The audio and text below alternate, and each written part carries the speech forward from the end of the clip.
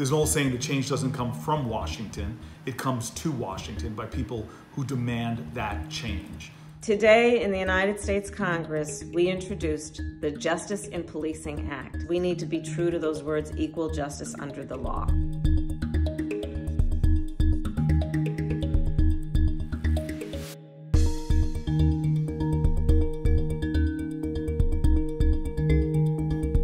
The bill has a number of things, including requiring that there be pattern and practice investigations. I did those when I was Attorney General of California.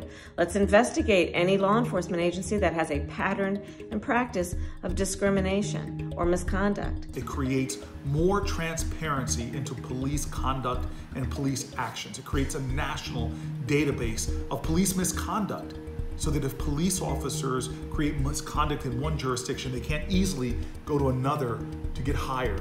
We're saying that we need to change the standard for the use of force. Instead of when we see excessive force by a police officer asking, was it reasonable? Because of course we can find reason for anything. Let's ask, was it necessary?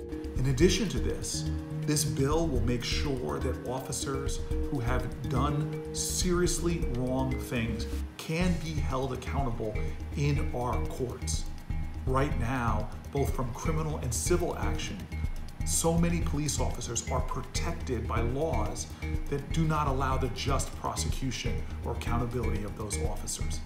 For example, there's something called Section 242 in a federal law that says the standard with which a police officer has to act is so high in their wrongdoing, it has to be a willfulness standard.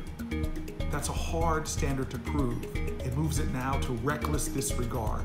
Something still a high standard, but something that for officers who do seriously wrong things, we can now hold them criminally responsible on the federal level.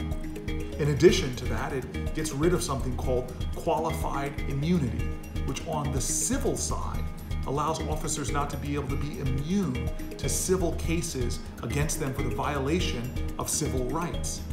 And then, of course, let's have independent investigations. It shouldn't be the DA's office that is investigating a case involving a police officer with a police department they work with every day. Let's have independent investigations so there is an appearance of fairness and actual fairness in a system that is supposed to deliver justice.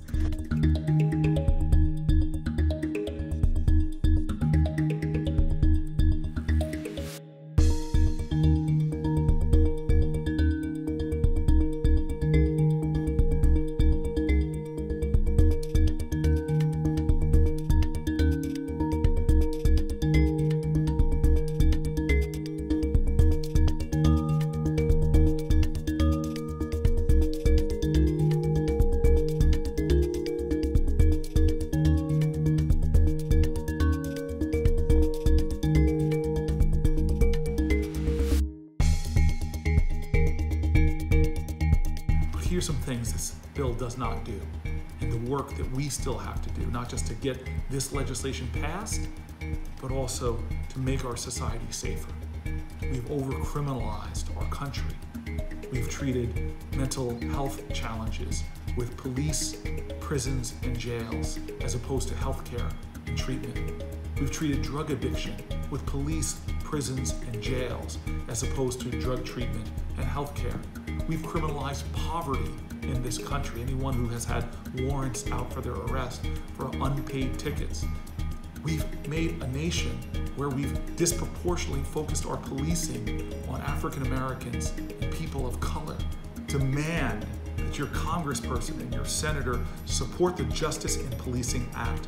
Fight to make sure it becomes the law of the land. It has been nonviolent protesters and activists that have made the writing of this bill, the introduction of this bill, and the dozens and dozens of congresspeople who are supporting this bill, you made this possible.